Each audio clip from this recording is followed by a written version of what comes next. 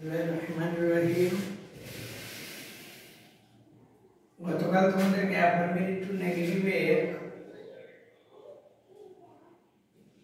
Only এবং অ্যালোনের ব্যবহার শিখিয়েছিলাম। আজকে মূলত আমরা আলোচনা করব মাস্ট, হ্যাভ টু এবং হ্যাজ টু কে কিভাবে আমরা অ্যাফার্মেটিভ থেকে নেগেটিভ করব সেই রুলটা আমরা আলোচনা করব।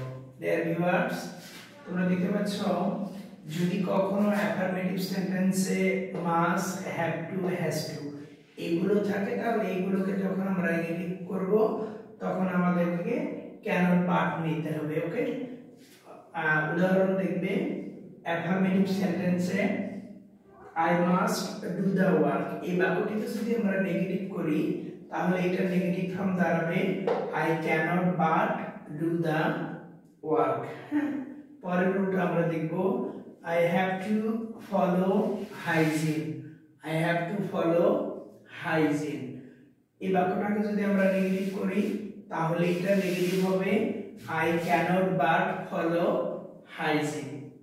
ওকে, পরেরটি লক্ষ্য করবে every কে যদি আমরা নেগেটিভ করি তাহলে সেই ক্ষেত্রে every কে যখন আমরা নেগেটিভ করব every কে নেগেটিভ করার সময় every এর পরিবর্তে আমরা there is no নিব, এরপর এভরি এর পরে ওয়ার্ডটি নিব, তারপর বাট নিব এবং বাকি অংশ যা আছে তাই থাকবে।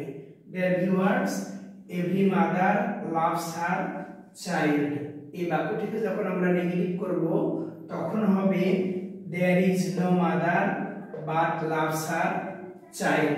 এটাকে আমরা আরেকটা নিয়মে করতে পারি, এভরির পরিবর্তে নো নিতে পারি, no mother hates her child. Okay, my dear viewers, keep oil. Allah Hafiz.